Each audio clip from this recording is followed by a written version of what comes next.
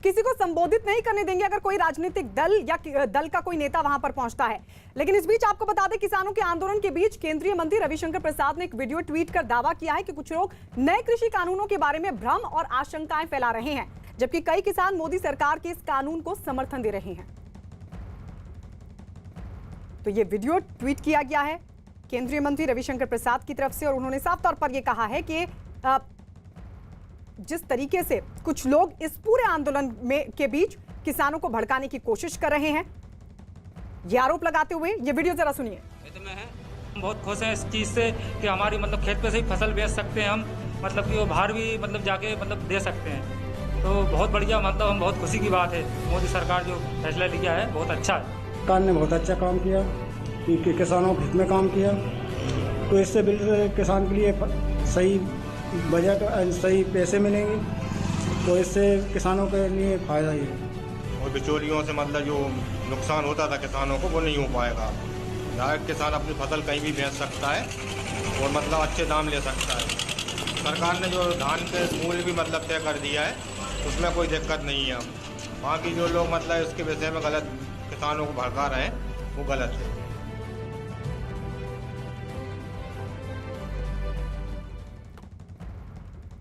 तो ये वीडियो आप देख रहे थे जो रविशंकर प्रसाद की तरफ से ट्वीट किया गया है, जिसमें वो साफ तौर पर दिखा रहे थे कि मोदी सरकार के इस कानून से खुश हैं किसान। नीतीश भी हमारे साथ लगातार बने हुए। नीतीश, आप भी बातचीत कर रहे थे कि अब किस तरीके से और भी लोग जुटने शुरू हो गए हैं, वहां की तस्वीर दिखाइए और जरा वहां किसानों से बातचीत कीजिए, क्योंकि प्रियंका भी दिखा रही थी कि कांग्रेस के नेता वहां पर पहुंचे हैं सपोर्ट करने के लिए किसानों के समर्थन में। वहां की अगर बात की जाए किसानों की, तो क्या किसान इस समर्थन को लेंगे अगर वहां पर कोई राजनीतिक दल का नेता पहुंचता है? देखिए गायत्री, मैं आपको यहाँ तस्वीरें दिखाता हूँ। यहाँ पर किसान बैठे हुए हैं और कुछ किसान दूसरी साइड हुक्का पी रहे हैं, वहाँ पर आग जली हुई है और यहाँ पर अभी कोई राजनीतिक दल का नेता नहीं पहुँचा है। किसान यूनियन के लोग हैं, जो अलग अलग किसान यूनियन के लोग हैं जिनसे मैं अभी बात करवा रहा था, अभी वो लोग यहाँ पर मंत्रणा कर रहे हैं। आप यहाँ पर देख सकते हैं, यहाँ पर किसानों का यहाँ पर जमावड़ा लगा हुआ है, वो आपस में बातचीत कर रहे हैं। उन्होंने कहा है कि यहाँ से फ्री होके फिर वो हमारे पास आएंगे। इधर मैं आपको दिखलाना चाहूँगा, ये नोएडा दिल्ली बॉर्डर की तस्वीर है, जहाँ पर पुलिस का भारी पुलिस बल यहाँ पर तैनात है। नोएडा पुलिस के लोग यहाँ पर तैनात हैं, एम्बुलेंसेस के साथ भी जो रॉइड प्रोटेक्शन व्हीकल है वो सारा यहाँ पर तैनात किया गया है। आइए यहाँ पर जो कुछ किसान हैं उनसे बात करने की कोशिश करते हैं कि आखिर जो आज मीटिंग है 2 बजे, उससे उनकी क्या उम्मीदें हैं। बाबा, ये आज जो है मीटिंग है, उससे क्या उम्मीद है?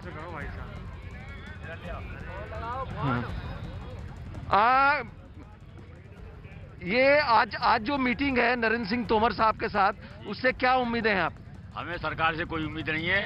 आज तक जो 4 वार्ता हुई हैं वो विफल रही हैं और आज की जो वार्ता है उसमें अगर ये सरकार विफल रहती है, हमारे इस काले कानून को नहीं हटाने। लेकिन सरकार ने तो कहा है कि वो एमएसपी के मुद्दे पर वो जारी रखेगी, वो लिख के देने को तैयार हैं। इसके अलावा मंडी व्यवस्था को भी जारी रखने की बात कही है कृषि मंत्री नरेंद्र सिंह तोमर ने।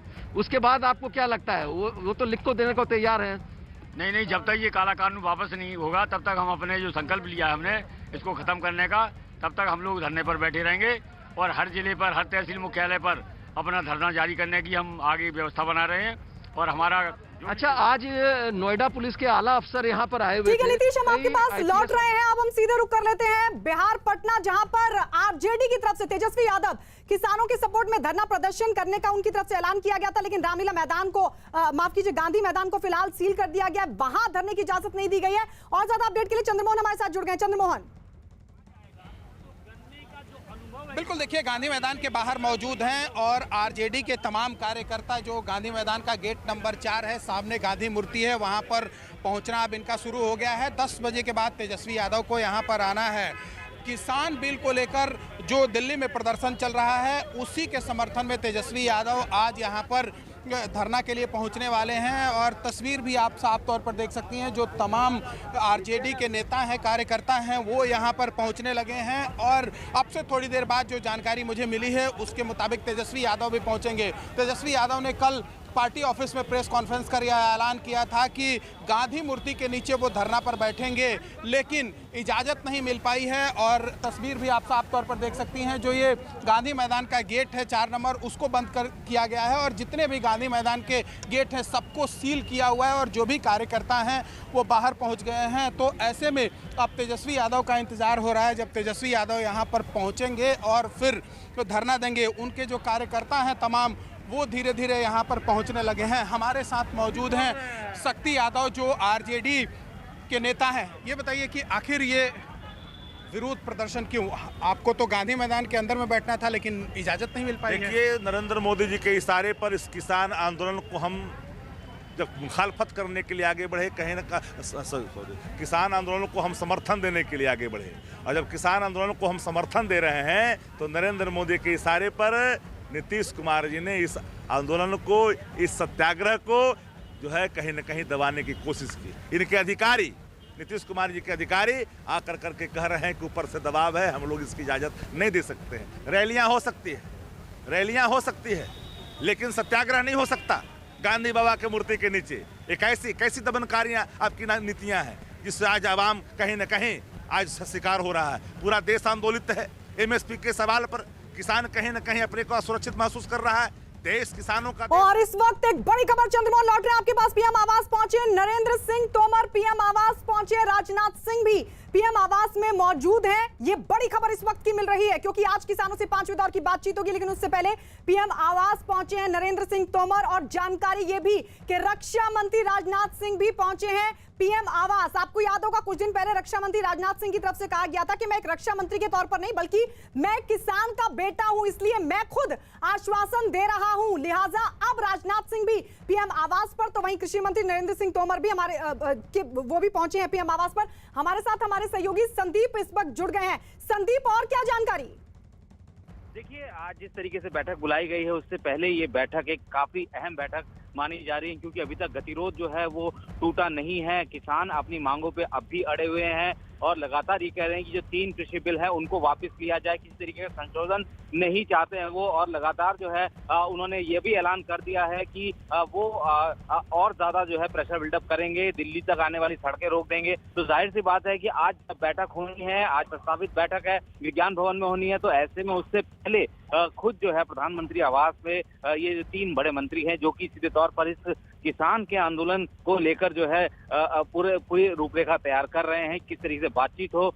इसी वजह से जो है वो अभी वहां पहुंचे हैं, बातचीत हो रही है। उम्मीद यही जताई जा रही है कि एक जो रोष है किसान का उसको कम किया जा सके। उनकी मांगों को जो है हालांकि पहले ही साफ कर चुकी है सरकार की, वो कृषि बिल जो है वो वापस तो नहीं होंगे। हाँ, संशोधन की बात जरूर जो है वो कही जा रही थी, लेकिन किसान जो है संशोधन से भी राजी नहीं है। तो ऐसे में अभी पंजाब और हरियाणा के किसान और अब उत्तर प्रदेश के किसान भी जो है जुटना शुरू हो रहे हैं। तो ऐसे में अब कोशिश ये है कि ये चीजें जो है और ज्यादा ना फैलें और अलग अलग स्टेट जो है उनके किसान जो है इस तरीके से दिल्ली की तरफ कूच ना करे। तो जाहिर सी बात है कि बड़ी अहम बैठक है और इस बैठक में कोशिश की जाएगी कि उन सारे तमाम मुद्दों पर चर्चा की जो कि अब विज्ञान भवन में बैठक 4 दौर की बातचीत हो चुकी है लेकिन समाधान नहीं निकला है। 5वें दौर की बातचीत होनी है और आज का दिन बेहद अहम है। कृषि मंत्री कह रहे हैं कि मैं आशान्वित हूं, लेकिन आपको लग रहा है आज जिस तरीके से राजनाथ सिंह भी पहुंचे पीएम आवास पर, अब कृषि मंत्री का राजनाथ सिंह का भी वहां पर पहुंचना, हर वो मुमकिन कोशिश के समाधान निकल आए। क्या आज के दिन से उम्मीद हो सकती है कि किसानों की नाराजगी को दूर कर दिया जाएगा, सरकार मना लेगी किसानों को? देखिए, चौथे दौर की जब बातचीत हो रही थी उससे पहले भी इसी तरीके की बैठक हुई थी और कृषि मंत्री के घर पे जो है बैठक बुलाई गई जिसमें गृह मंत्री भी थे, रक्षा मंत्री भी थे। और ऐसे में चूंकि रक्षा मंत्री यानी कि राजनाथ सिंह को एक किसानों के नेता के तौर पर भी देखा जाता रहा है उत्तर प्रदेश में, और यही वजह है कि उस दिन भी बैठक हुई थी लेकिन बातचीत जो है वो सही स्तर पर नहीं गई और जिसकी वजह से चौथे दौर की वार्ता जो है वो विफल हुई।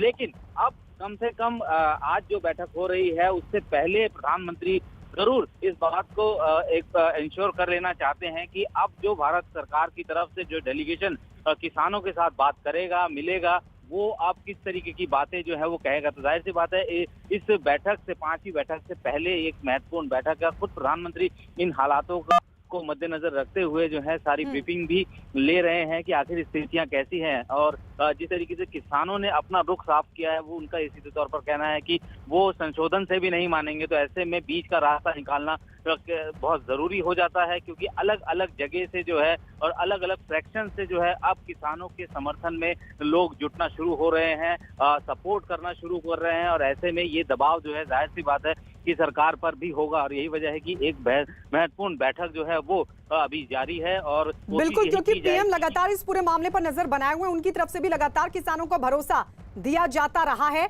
और अब ये बैठक बेहद महत्वपूर्ण, वो भी तब जब आज 5वें दौर की बातचीत होगी।